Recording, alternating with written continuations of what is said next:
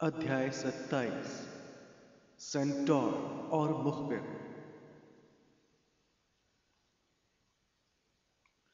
Hermione, अब तुम्हें लग रहा होगा कि तुमने ज्योतिष नहीं छोड़ा होता तो अच्छा होता, पार्वती ने मुस्कुराते हुए कहा। ये नाश्ते का समय था। प्रोफेसर ट्रिलोनी की बर्खास्तगी वाली घटना को 2 दिन हो चुके थे।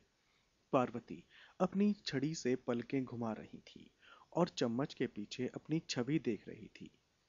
उस सुबह उनकी फिरेंज के साथ पहली क्लास थी। हरमाइनी दैनिक जादूगर पढ़ रही थी। उसने उदासीनता से कहा, नहीं तो मुझे घोड़े पसंद नहीं हैं। उसने अखबार का पन्ना मोड़कर उनके कॉलमों पर नजर दौड़ाई। लेवेंडर सदमे में आते हुए बोली, वो घोड़ा नहीं, सेंटोर है। बहुत सुंदर सेंटोर, पार्वती ने आह भरते हुए कहा। चाहे जो हो, उसके भी 4 पैर हैं, हरमाइनी ने ठंडे लहजे में कहा। वैसे मुझे लगता था कि तुम दोनों को ट्रिलोनी के जाने का बड़ा अफसोस था।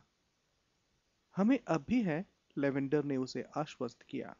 हम उनके ऑफिस में उनसे मिलने गई थी। हम उनके पास पीले नरगिस के फूल लेकर गई थी। स्प्राउट जैसे मुरझाए हुए नहीं, बल्कि अच्छे वाले। हैरी ने पूछा, वे कैसी हैं? बहुत अच्छी नहीं है बेचारी, लेवेंडर ने सहानुभूति पूर्वक कहा। वे रो रही थी और कह रही थी कि वे महल छोड़कर जाना चाहती हैं और अम्बरिज के आसपास नहीं रहना चाहती। मैं उन्हें दोष नहीं देती हूँ। अम्बरिज ने उनके साथ बहुत बुरा व्यवहार किया है ना? हरमाइनी ने गंभीरता से कहा। मुझे लगता है कि अम्बरिज का बहुत बुरा व्यवहार तो अभी शुरू ही हुआ है। असंभव, रॉन बोला, जो अंडों और बेकन से भरी प्लेट साफ करने में जुटा हुआ था। वे इससे ज्यादा बुरी नहीं हो सकती। हरमाइनी ने अखबार बंद करते हुए कहा, तुम मेरी बात याद रखना। ये डंबलडोर से बदला जरूर लेंगी, क्योंकि उन्होंने बिना उनकी सलाह किए एक नए टीचर को नियुक्त कर दिया है, और वो भी एक अर्धमानव को। फिरेंज को देखकर उनके चेहरे पर कितना अजीब भाव आया था। नाश्ते के बाद हरमाइनी अपने जादुई अंकों का महत्व की क्लास में चली गई। हैरी और रॉन पार्वती तथा लेवेंडर के पीछे प्रवेश हॉल में गए और ज्योतिष की क्लास की तरफ जाने लगे। जब पार्वती संगमरमर की सीढ़ियों पर चढ़ने के बजाय उनके पास से निकल गई, तो रॉन ने हैरानी से पूछा, हम उत्तरी मीनार की तरफ नहीं चल रहे हैं क्या? पार्वती ने चिढ़कर उसकी तरफ देखा।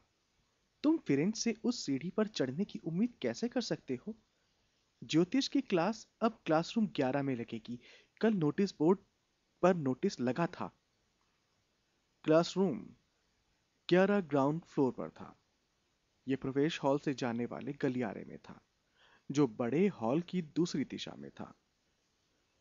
इस क्लासरूम का नियमित इस्तेमाल नहीं होता था, इसलिए उसे किसी अलमारी या स्टोर रूम जैसा उपेक्षित माहौल था। जब हैरी इसमें रॉन के पीछे दाखिल हुआ तो उसने खुद को जंगल के बीच में पाया। वो पल भर के लिए सन्न रह गया। आखिर ये क्या? क्लासरूम की फर्श काईदार थी और उसमें से पेड़ उग रहे थे। उनकी पत्तेदार शाखाएं छत और खिड़कियों के पार लहरा रही थी, जिससे कमरा हरी रोशनी की मुड़ी हुई शाखाओं से भरा था। वहां पहले से मौजूद विद्यार्थी जमीन पर पेड़ के तनों या चट्टानों से टिककर बैठे थे। उनकी बाहें उनके घुटने या सीने पर बंधी थीं। वे सभी थोड़े घबराए हुए दिख रहे थे। खाली जगह के बीच में, जहां कोई पेड़ नहीं था, फिरेंज खड़ा था। जब हैरी दाखिल हुआ तो उसने अपना हाथ बढ़ाते हुए कहा, हैरी पॉटर। हाय, हैरी ने सेंटोर से हाथ मिलाते हुए कहा, जिसने उससे अपनी बहुत नीली आंखों से अपलक देखा, लेकिन मुस्कुराया नहीं। आ, तुम्हें देखकर अच्छा लगा। मुझे भी, हैरी ने अपना सिर झुकाते हुए कहा। सेंटोर ने अपना सफेद सुनहरा सिर झुकाते हुए कहा, तकदीर में लिखा था कि हम दोबारा मिलेंगे। हैरी का ध्यान गया कि फिरेंज के सीने पर एक पंजे का निशान था। जब वो फर्श पर बाकी विद्यार्थियों के पास बैठने के लिए मुड़ा, तो उसने देखा कि वे सभी उसे आश्चर्य और श्रद्धा से देख रहे थे। वे बहुत प्रभावित थे और वो फिरेंज से बातचीत कर सकता था, जो उन्हें थोड़ा डरावना लग रहा था। जब दरवाजा बंद हुआ और आखिरी विद्यार्थी एक पेड़ के ठूंठ पर वेस्ट पेपर बास्केट की बगल में बैठ गया, तो फिरेंज ने कमरे की तरफ इशारा किया और बोला, प्रोफेसर डंबलडोर ने मेहरबानी करके इस क्लासरूम को हमारे लिए तैयार कर दिया है। हाँ, ये मेरे नैसर्गिक परिवेश की तरह दिखता है। मैं तो तुम लोगों को अंधेरे जंगल में पढ़ाना ज्यादा पसंद करता, जो पिछले सोमवार तक मेरा घर था, लेकिन अब यह संभव नहीं है। प्लीज सर, पार्वती ने अपना हाथ उठाते हुए कहा। क्यों नहीं, हम वहां हैग्रिड के साथ जा चुके हैं, हमें डर नहीं लगता, फिरेंज बोला। यह तुम्हारी बहादुरी का नहीं, बल्कि मेरी स्थिति का सवाल है। मैं जंगल नहीं लौट सकता, मुझे मेरे झुंड से बाहर निकाल दिया गया है। झुंड? लेवेंडर ने दुविधा से कहा।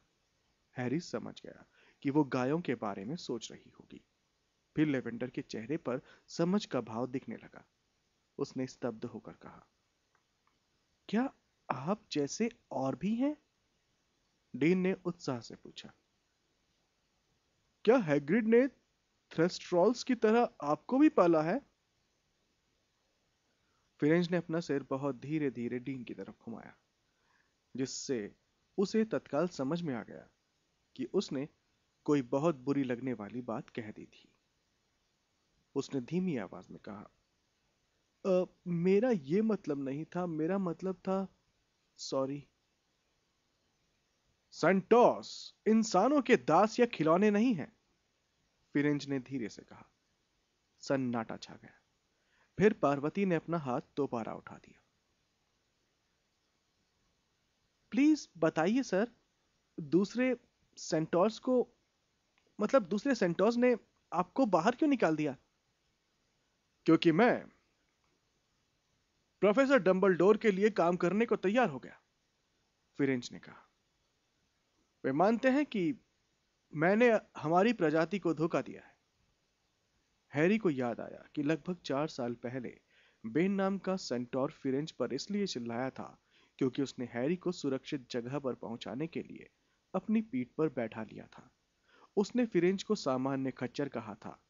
उसके मन में आया कि कहीं बेन ने ही तो फिरेंज के सीने पर लात नहीं मारी थी। फिरेंज ने कहा, चलो शुरू करते हैं। उसने अपनी लंबी पूंछ लहराई, अपना हाथ पत्तों से भरी छत की तरफ उठाया और फिर उसे धीरे से नीचे किया। उसके ऐसा करते ही रोशनी कम हो गई। अब ऐसा लग रहा था जैसे वो गोधूली वेला में जंगल में बैठे हुए हों। छत पर सितारे उभर आए थे। उह आह की आवाजें आई और रॉन जोर से बोला, ओहो! फिरेंज ने शांत आवाज में कहा, फर्श पर लेट जाओ और आसमान की तरफ देखो। वहां पर हमारी प्रजातियों की तकदीर लिखी हुई है, लेकिन इसे वही समझ सकते हैं जिन्हें इसका ज्ञान है। हैरी पीठ के बल लेटकर छत की तरफ देखने लगा। एक चमकदार लाल सितारा उसकी तरफ देखकर आंख मार रहा था। मैं जानता हूं कि तुम लोगों ने खगोल शास्त्र में ग्रहों और उनके चंद्रमाओं के नाम सीख लिए हैं, फिरेंज ने शांत आवाज में कहा, और तुमने आसमान में सितारों की गतियों का नक्शा बनाना भी सीख लिया है। सेंटोर्स सदियों से इन गतियों के रहस्य को समझते आए हैं। हमारे निष्कर्ष हमें बताते हैं कि आसमान में भविष्य की झलक देखी जा सकती है। प्रोफेसर ट्रिलोनी ने हमें ज्योतिष पढ़ाया है, पार्वती ने रोमांच से कहा और लेटे लेटे ही अपना हाथ आगे बढ़ाया।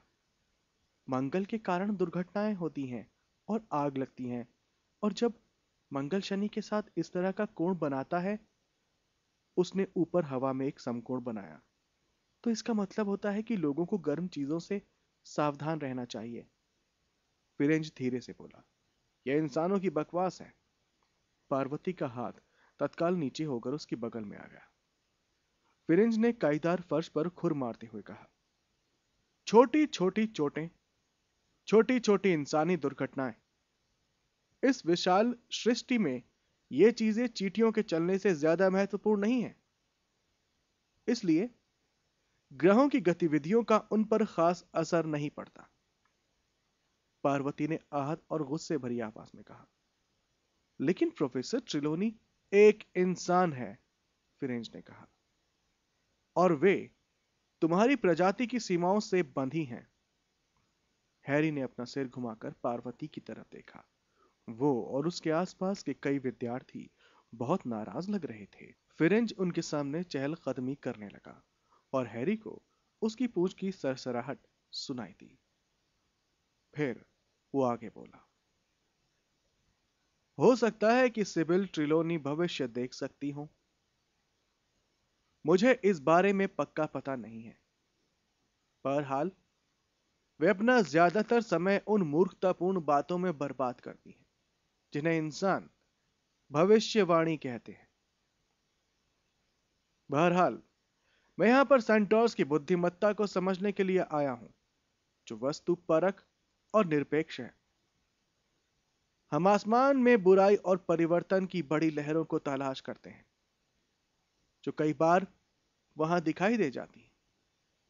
हम जो देखते हैं उसके बारे में पक्का यकीन करने में बहुत समय लग जाता है। कई बार तो 10 साल भी लग सकते हैं। फिरेंज ने हैरी के ठीक ऊपर के लाल सितारों की तरफ इशारा किया।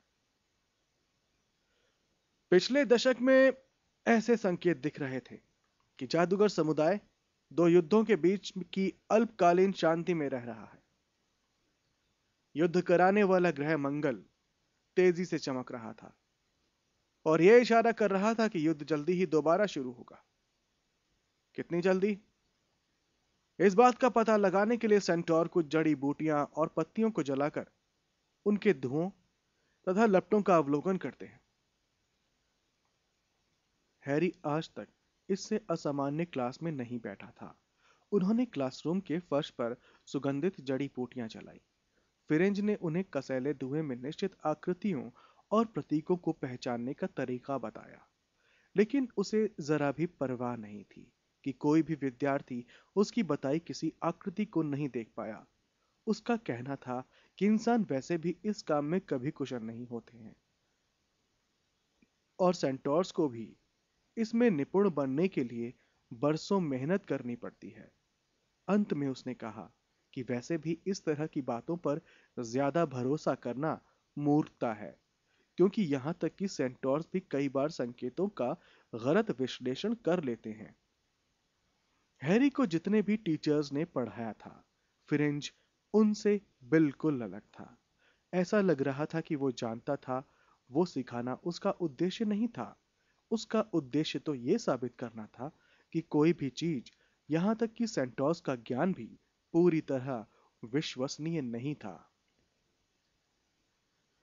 जब उन्होंने जड़ी बूटियों की आग बुझाई तो रॉन धीमी आवाज में बोला, वो किसी चीज के बारे में कोई पक्की राय नहीं दे पाया, है ना? मेरा मतलब है कि मैं उस युद्ध के बारे में थोड़ा और जानना चाहता था जो हमारे बीच होने वाला है। और तुम?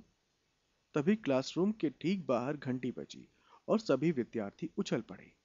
हैरी बिल्कुल भूल गया था कि वे अब भी महल के भीतर हैं। उसे तो पूरा यकीन था कि वे दरअसल जंगल में हैं। क्लास के सभी विद्यार्थी थोड़े परेशान दिखते हुए बाहर निकले।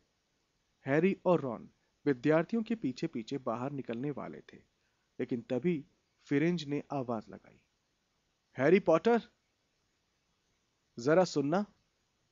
हैरी मुड़ा। सेंटोर उसके पास आने लगा। रॉन झिझका। फिरेंज ने उससे कहा, तुम भी रुक सकते हो, लेकिन दरवाजा बंद कर दो। रॉन जल्दी से आज्ञा का पालन करने चला गया। फिरेंज ने कहा, हैरी पॉटर,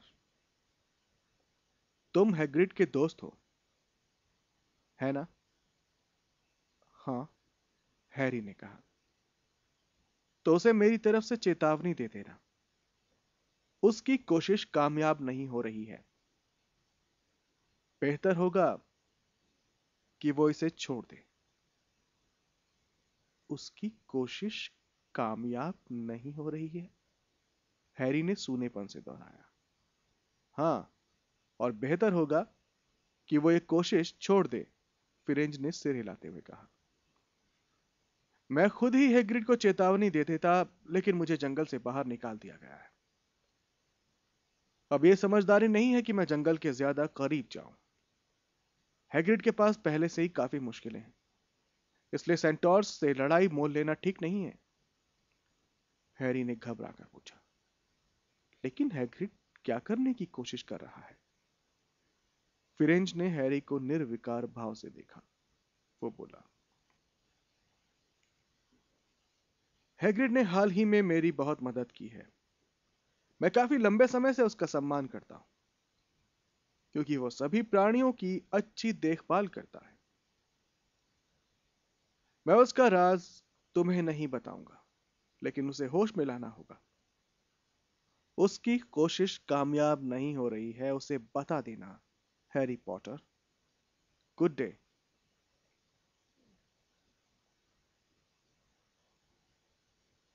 द क्विबलर में इंटरव्यू छपने के बाद हैरी को जो खुशी महसूस हुई, वो काफी समय पहले काफूर हो चुकी थी, जब नीरस मार्च की जगह तेज हवाओं वाला अप्रैल आ गया और उसे एक बार फिर अपना जीवन चिंताओं और समस्याओं की लंबी श्रृंखला जैसा लगने लगा।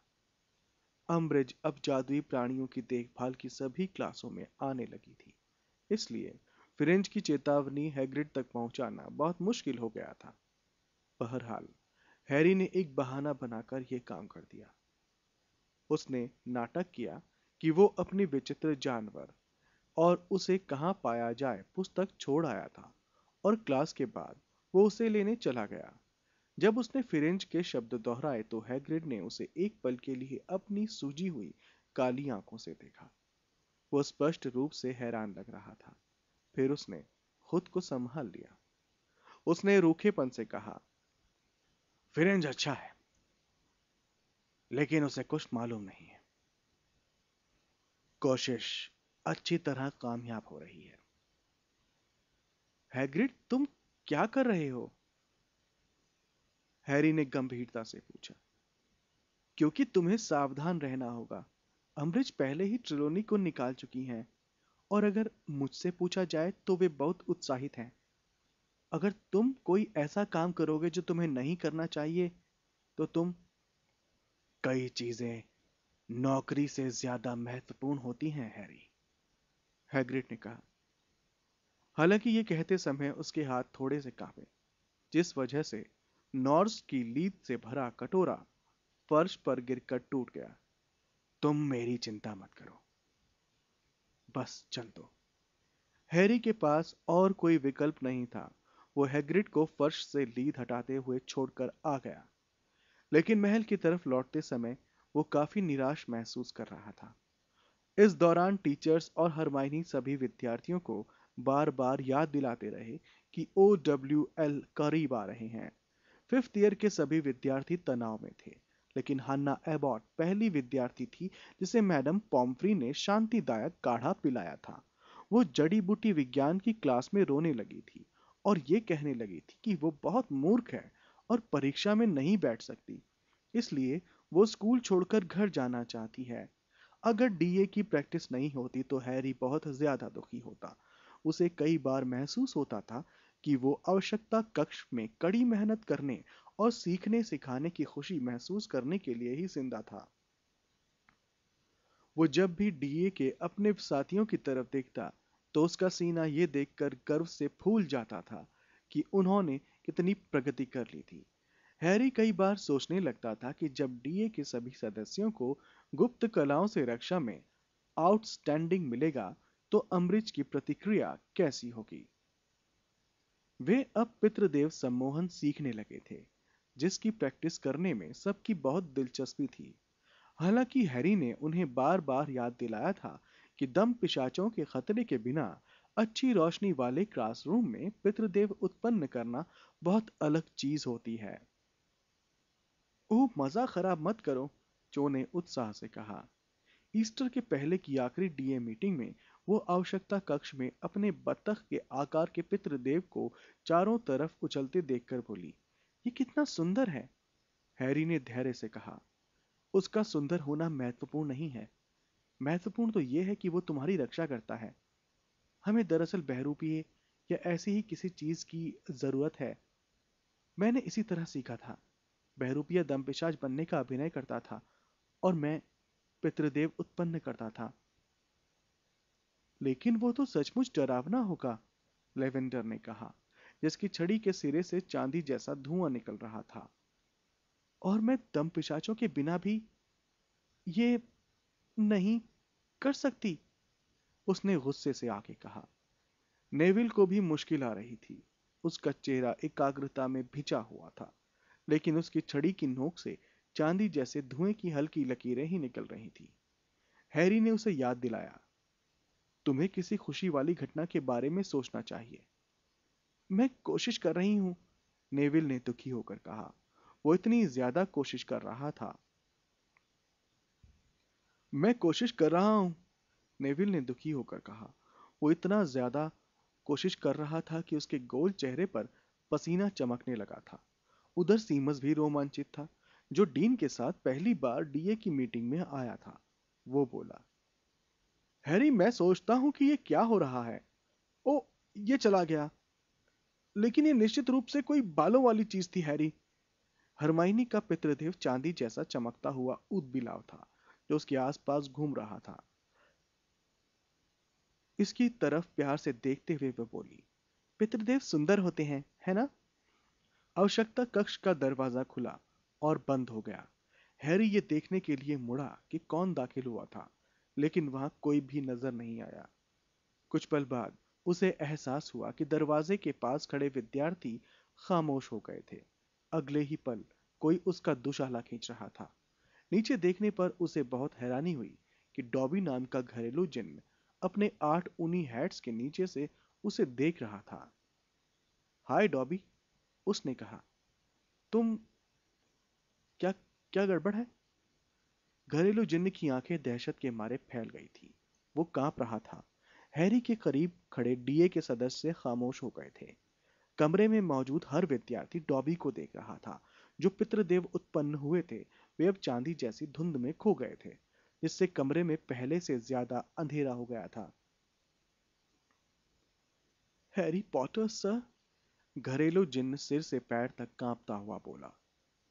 हैरी पॉटर सर, डॉबी आपको चेतावनी देने आया है, लेकिन घरेलू जिन्नों पर किसी को चेतावनी देने पर पाबंदी है। वो अपना सिर आगे करके दीवार की तरफ भागा।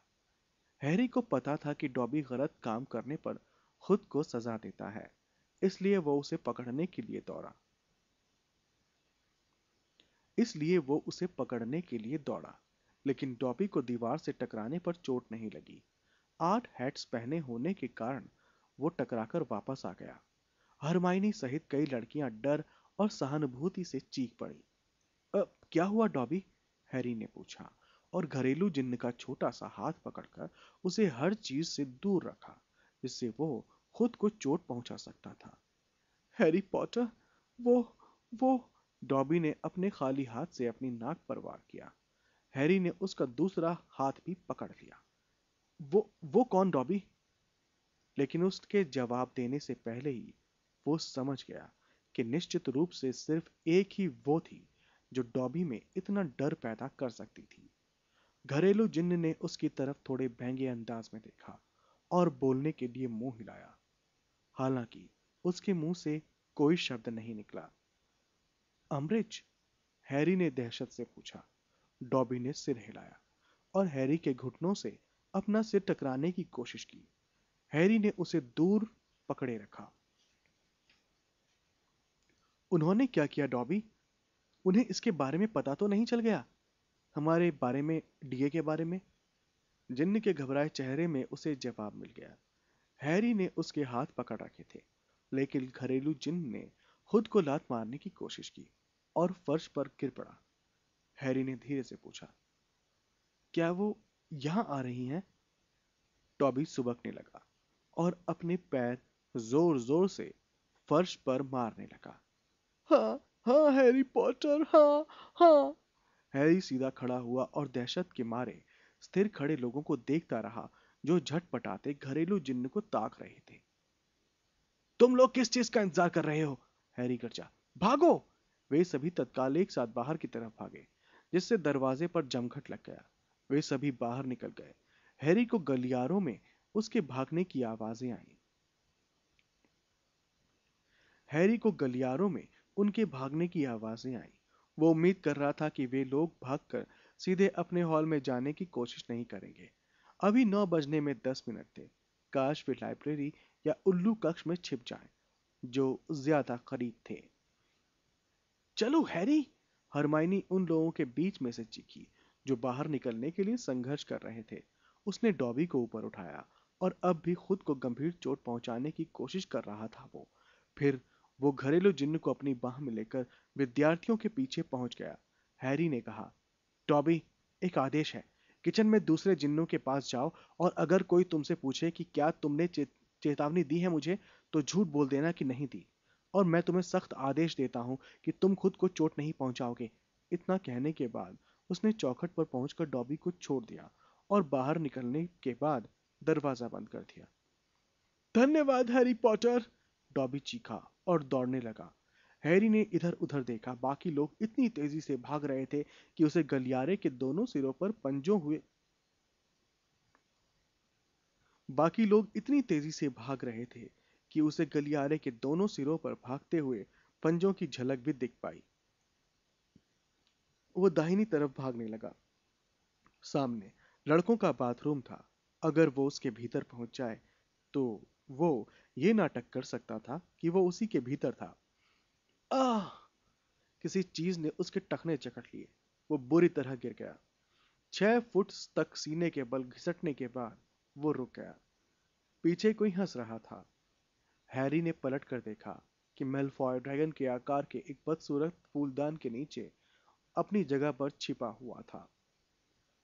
फंदा मंत्र पॉटर, उसने कहा। सुनिए प्रोफेसर, प्रोफेसर, मैंने एक को पकड़ लिया है। अम्बरिज दूर वाले कोने से भागती हुई आई। वे हाँफ रही थी, लेकिन बहुत खुशी से मुस्कुरा रही थी। वही है। हाँ। उन्होंने फर्श पर हैरी को गिरा देखकर उल्लास से कहा, बहुत बढ़िया ड्रैको, बहुत बढ़िया। हाँ, नाग शक्ति को 50 पॉइंट्स। मैं उसे यहां से ले जाती हूँ। खड़े हो जाओ पॉटर। हैरी खड़ा हो गया और उन दोनों को गुस्से से घूरने लगा। उसने पहले कभी अम्बरिज को इतना खुश नहीं देखा था। उन्होंने उसकी बाह कसकर पकड़ी और खुशी से मुस्कुराती हुई मेलफॉय की तरफ मुड़ी। उन्होंने कहा, ड्रैको, तुम जाकर और बाकी लोगों से लाइब्रेरी में देखने को कहना। जो भी हाँफ रहा हो उसे पकड़ लो। बाथरूम की जांच करो। मिस पार्किंसन को लड़कियों के बाथरूम की जांच करने के लिए भेज देना। अब काम शुरू करो। और तुम। मेलफॉय के दूर जाने के बाद उन्होंने अपनी सबसे धीमी और सबसे खतरनाक आवाज में हैरी से कहा, पॉटर, तुम मेरे साथ हेडमास्टर के ऑफिस में चलो। वे कुछ मिनट में पत्थर के गारगाइल के पास पहुंच गए। हैरी ये सोच रहा था कि बाकी कितने लोग पकड़ आए होंगे। उसने रॉन के बारे में सोचा। मिसेस विजली उसकी जान ले लेंगी। और हरमाइनी को कैसा लगेगा अगर OWL के पहले ही उसे स्कूल से निकाल दिया जाएगा। और सीमस की तो ये पहली मीटिंग थी और नेविल इतनी तेजी से प्रगति कर रहा था। फिजिंग विस्बी, अम्बरिज ने कहा। पत्थर का गारगोइल एक तरफ को हट गया। उसके पीछे की दीवार 2 हिस्सों में बट गई। वे चलने वाली पत्थर की सीढ़ियों पर चढ़ गए। वे गरुड़ की कुंडी वाले चमचमाते दरवाजे के पास पहुंच गए, लेकिन अम्बरिज ने खटखटाने की जहमत नहीं उठाई। वे हैरी को कसकर पकड़कर धड़धड़ाती हुई सीधे अंदर चली गई। ऑफिस में कई लोग थे। डंबलडोर अपनी डेस्क के पीछे बैठे थे। उनके चेहरे पर शांति का भाव था और उनकी लंबी उंगलियां जुड़ी हुई थीं। प्रोफेसर मैकगोनागल उनके पास तनकर खड़ी हुई थी और उनका चेहरा बहुत तनावपूर्ण था। जादू मंत्री कॉर्नेलियस फज आग के पास अपने पंजों पर आगे पीछे हो रहे थे। उनके चेहरे को देखकर लग रहा था जैसे वे स्थिति से काफी खुश थे। दरवाजे के दोनों तरफ 2 जादूगर पहरेदारों की तरह तैनात थे। उनमें से एक किंग्सले शैकलबोल्ट था, जबकि दूसरा एक सख्त दिखने वाला जादूगर था जिसके बाल बहुत छोटे थे। हैरी उसे नहीं पहचानता था। दीवार के पास पर्सी विजली का चकत्ते भरा चश्मा लगा चेहरा रोमांच से मंडरा रहा था। उसके हाथों में कलम और लंबा चर्मपत्र था। उसे देखकर ऐसा लग रहा था जैसे वो नोट्स लेने के लिए तैयार था। तस्वीरों वाले पुराने हेडमास्टर और हेडमिस्ट्रेस आज रात को सोने का नाटक नहीं कर रहे थे। वे सभी चौकस और गंभीर मुद्रा में अपने नीचे हो रही घटनाओं को देख रहे थे। जब हैरी दाखिल हुआ तो उसमें से कुछ पास वाले फ्रेमी में पहुंच गए और पड़ोसी के कान में उत्सुकता से फुसफुसाने लगे।